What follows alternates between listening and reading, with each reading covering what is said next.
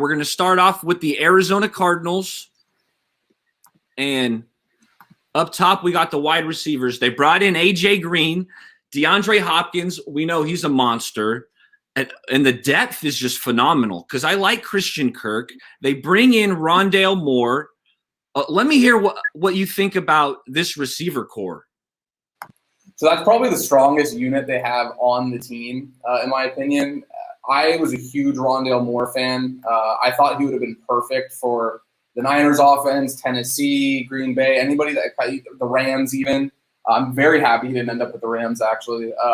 Any team that runs that kind of Shanahan-McVay tree, just based on what he can do and his ability to separate and be lethal with the ball in his hands after the catch.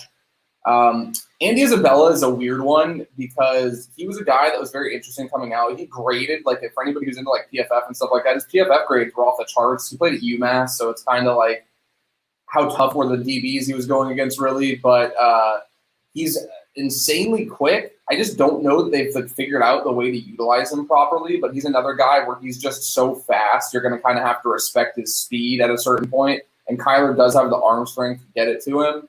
DeAndre Hopkins, there's not really much I can say that anybody doesn't already know. He's one of the best, if not the best, wide receivers in the league. I still think it's criminal that the Cardinals got him for as cheap as they did. It was a great, I applaud their front office for making that move. It was a great move, but as somebody who's a fan of a team in the division, I hate that it ended up happening.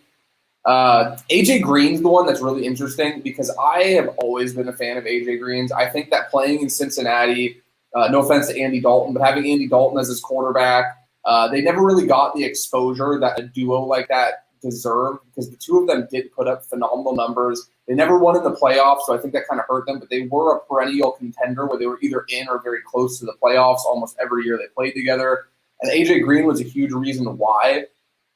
I just think it's at the point where he's been hurt so much that I wouldn't count on him being the AJ Green that we're accustomed to seeing. Because he was a top 5 wide receiver, top 3. You could argue he was the best wide receiver in football for a couple of those years. And I just don't see him getting back into that top 15, top 20 range at all, just because he's a little bit older. And we haven't seen it in, 2 or 3 years now? It's been about 3 years since we've seen anything close to that level of play. And with injuries, I always try to avoid definitives and say that there's no way he can get back to it because it could have just been a situation where he's just been hurt. And you would like to think the talent doesn't just fade away. But until he can string together a stretch of games and stay healthy, I'm just going to be hesitant. Like, if it was 4 years ago and I saw A.J. Green and DeAndre Hopkins on the same team, I would be terrified if I was playing them. And the team I root for, is playing them.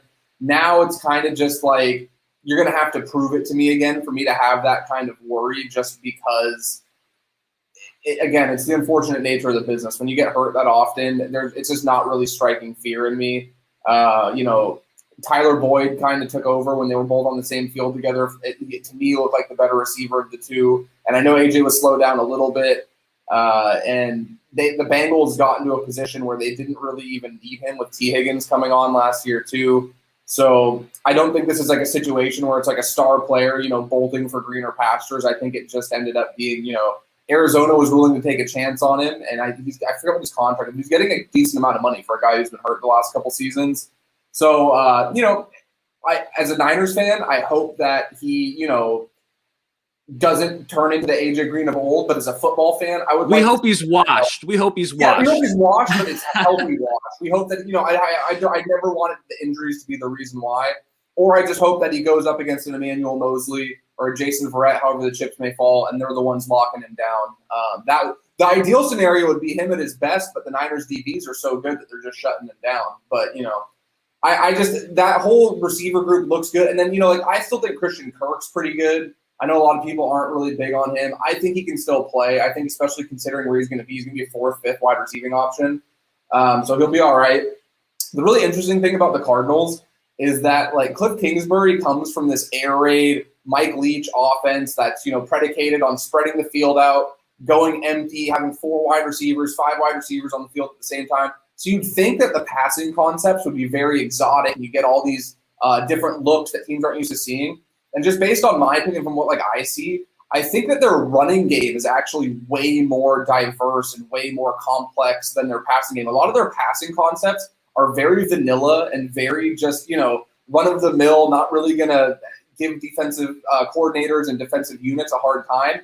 But their running game is where they really do get creative. And I'd be interested to see if Cliff Kingsbury, after a couple seasons in the NFL, will adapt and sort of start getting a little bit more creative in the air just because he has that transcendent talent in Kyler Murray. And you have that strong receiving unit because, no offense to Chase Edmonds, but and James Conner now, those aren't guys that I'm going to be putting, I'm not building my game plan around those guys. If they can contribute, great. I think Edmonds is a very underrated back. He's a good receiving back.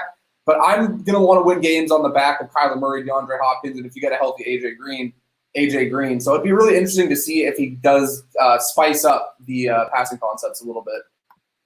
And you nailed it. When I see that Arizona offense, I think it looks like a college offense. It looks like it belongs in the Big 12, in my opinion. It's always shotgun. Correct me if I'm wrong, but I see it's a ton of shotgun.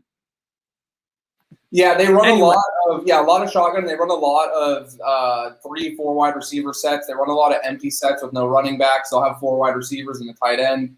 And it's just when you run those concepts in college, because the field is so much, it appears so much wider in college because of how far apart the hashes are. So defenses, it seems like they almost have to defend more ground horizontally. So I think that's why that spread stuff tends to work out better in college. And then on top of the fact, guys in the NFL are smarter, stronger, faster. You're getting the best of the best among college players. So they're going to cover that ground a lot easier too. You're going to get a lot more zone looks in the NFL. That makes it a lot harder to take advantage of spreading those guys out. Because if you're running man every play, it's a lot easier to take advantage of, putting 4 or 5 guys on an island with a DB, safety, linebacker, whatever. So I think that a lot of his stuff that he came in with, like defensive coordinators weren't really taken by surprise by it.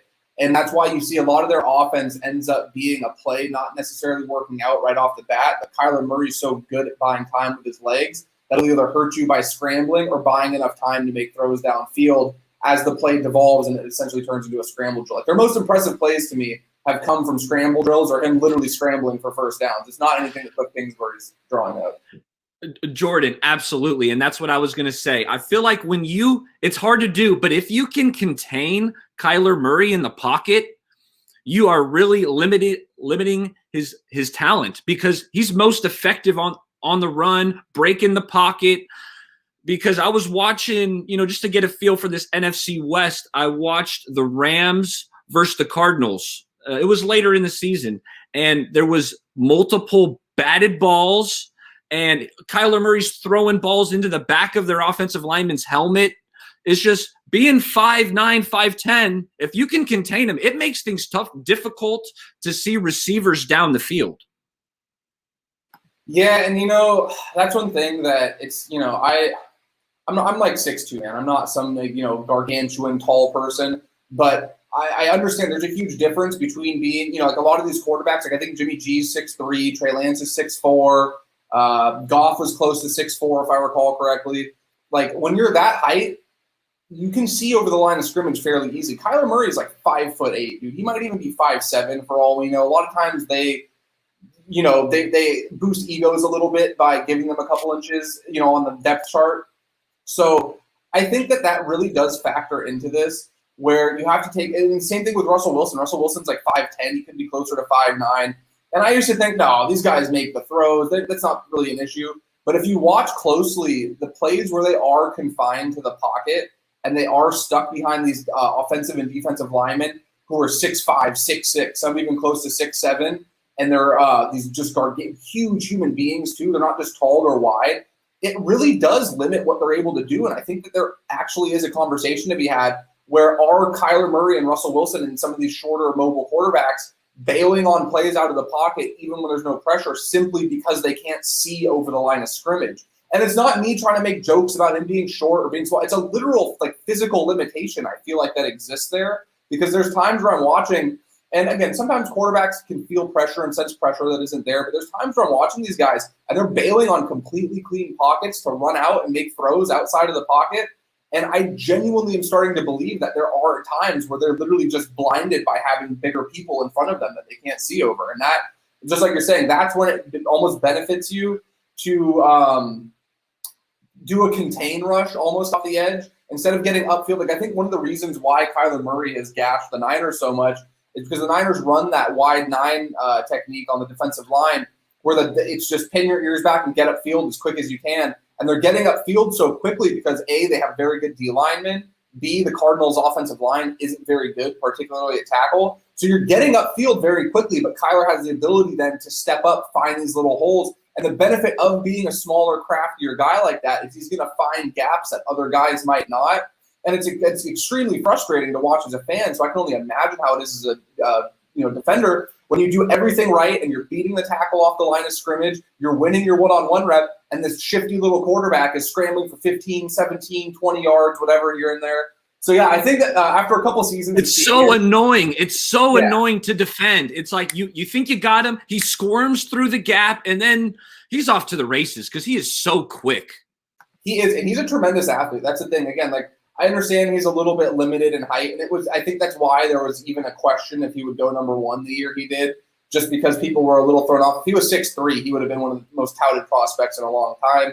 But that does have its advantage, too, and he was a baseball player, too. And I think that that's a very underrated skill set to have because we see him specifically. He's so good at getting to his spots and then sliding and avoiding contact and avoiding these big hits because we saw RG3 never really knew how to slide, ended up taking a big hit. It really cost him. I love Lamar Jackson. There's times where Lamar Jackson's taking these huge hits where I'm like, man, I don't know how many of these can keep piling up over time. And having that ability to slide and it's so funny because, again, like, he's so much small. It's not that he's just this tiny person. Like, he's like average height for a lot of male adults. But there's some of these defenders are so big that when he's going to slide under them, they're completely whiffing and like coming up trying to tackle air basically because you go to wrap up this dude and next thing you know, he's sliding beneath you, getting an extra 3 or 4. You know what I mean? Like, it's wild to me. So he's really fun to watch. I just hate watching him do that to the 49ers. When he's doing it to Seattle or the Rams or another team, I thoroughly enjoy it. But, yeah, I hope the Niners have a little bit better game plan for what they're going to do with him this year. I agree. And then I want to touch on the O-line just real quick. As a whole, as a unit, how would you rate the Cardinals' offensive line? I mean, they got Rodney Hudson from the Raiders in the trade, so their center position is definitely the strongest on the line. In my opinion, Hudson's been a solid player. I don't think he's going to be at the level he was when he was, I believe he was a Pro Bowler a couple seasons ago. I don't think he's going to play that high of a level. He's getting up there in age, but he's a solid veteran. He's a dependable player. He's an upgrade to what they had before. But other than that, there's nothing really on this line that I'm looking at, and I'm like, oh, this is striking fear into me. And it's one thing that it's tough because I really liked Zaven Collins. I liked their first-round pick this year. I was a huge Zaven Collins fan. He went a little bit earlier than I expected him to. And then Isaiah Simmons last year, like I was intrigued by his ability to be versatile, and he was extremely fast, and he could tackle, and you might play him at safety, you might play him at linebacker. He even played slot corner. But it's incredible to me that they made this investment in Kyler Murray in 2019, and they have not used either of their last 2 first-round picks on an O-lineman when there were good, solid O-line prospects available, in my opinion. So I'm wondering if that's going to come back to bite them, because that's an issue that I've seen, and we can talk about it when the Seahawks come up. I think the Seahawks have taken a conscious approach where they're like, Russ is bailing on clean pockets a lot of time, even when he does have a clean pocket, and we're paying him an insane amount of money to be our quarterback. So we literally cannot invest the resources we want to in the O-line. So we're just going to the fact that we have a mobile QB, it kind of allows you to play with slightly less skilled offensive linemen just because that mobility is going to allow them to escape pressure and evade pressure the way non-mobile quarterback wouldn't be able to. So I'm wondering if the Cardinals are in that same mindset now where they're like, hey, we've seen this shifty little dude evade pressure every way possible. He's going to scramble around on his own. We don't need to invest this high capital in an offensive line. But again, when you're playing Aaron Donald twice a year, when you're playing Nick Bosa and Eric Armstead, and hopefully Kinlaw takes a step forward, like when you're playing these guys a couple times a year, it would really behoove you to invest in that offensive line. And I'm wondering if that's something that's going to end up being the fatal flaw of this Arizona team, which top to bottom looks pretty good. They have a couple areas of concern. Like the secondary, I don't think is great. Yeah, I want to run through the defense real quick. Yeah. So the D-line, Zach Allen, Fotu, they brought in J.J. Watt, and then Chandler Jones is a monster. I love Chandler Jones. So they got the bookends. Linebackers, you already addressed, Zaven Collins, and I really like Isaiah Simmons. At least I did at Clemson. I thought he was electric and just he could do so many different things. But as you mentioned, they passed on some really good offensive line prospects. I really liked Jedrick Wills. I believe he was taken ahead of Wills. There was numerous tackles that he was taken ahead of, but also on the it was short lived because Bosa obviously got hurt. It's a game people don't want to think about. But if you go back, anybody who has Game Pass or given the ability to watch, I can like bump it if I think I tweeted it before. They had 4 or 5 pass rushing reps. Bosa and Mekhi Becton did in that Jets game week 2 last year, and Becton was serving Nick Bosa. Like it wasn't that's holding his own. He was winning those reps convincingly. So I'm very, very happy and very thrilled that he ended up a Jet and he isn't on the Cardinals, where it's going to give Nick Bosa more of a hard time getting to the quarterback. So yeah, I think, and then Wills has obviously been really good for Cleveland.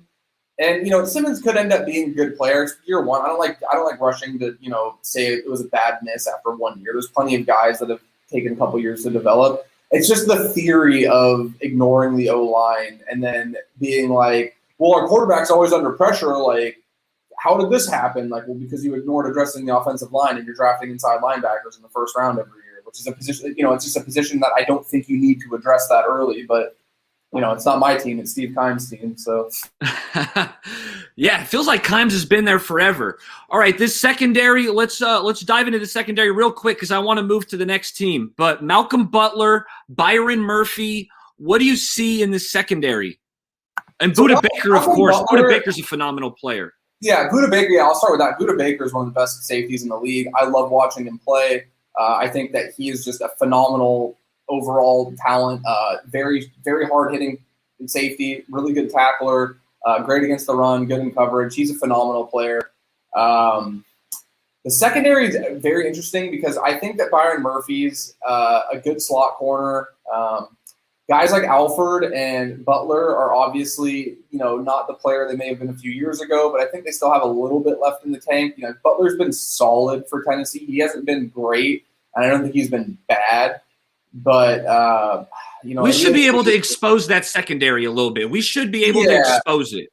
And I think that they'll definitely take shots at the linebacking core specifically. Like, that's what we saw last year. Like, one of the first plays on the second drive, I think it was the first play of the second drive in that week 1 game.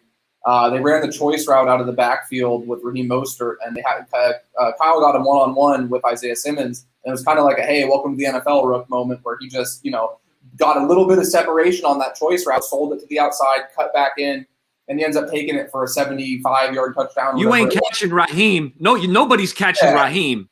The unit that does intrigue me, and I saw the question earlier about J.J. Watt, the defensive line, I think it's very interesting because I think Chandler Jones has been quietly just one of the best players. I mean, I don't know about quietly. A lot of people who are super into football appreciate how good he is, but he's not getting the love that, like Khalil Max and,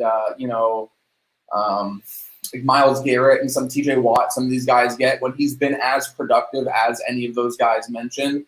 He's a phenomenal player. And I think the thing with JJ Watt is that they have the ability to do what the Niners do with Armstead, where they can play him outside on early downs. He can defend. He's still a very solid defender against the run. The biggest thing with J.J. Watt is that I think as he's gotten older, he's winning much more frequently on the inside than he is on the outside. So his ability to kick inside on passing downs will be very interesting, and I'd be very interested to see if they have him line up on the same side as Chandler Jones. Marcus Golden is also another player who's a solid edge rusher who can come in on those obvious passing downs and give him a hard time. So they're a team where, while their secondary isn't, blowing anybody away, I don't think it's, this transcendent group. I still don't think it's a team where you want to be in a position where it's 3rd and 7, 3rd and 8, and you're clearly going to be passing the ball, because it's going to be a defensive line that's going to be fueling that defense, in my opinion. And then Zaven Collins is a really interesting player because he's listed as an inside linebacker, but he's 6'4", like 265, and he moves like I don't think I've ever seen a player that big move the way he has, which is why I was so high on him.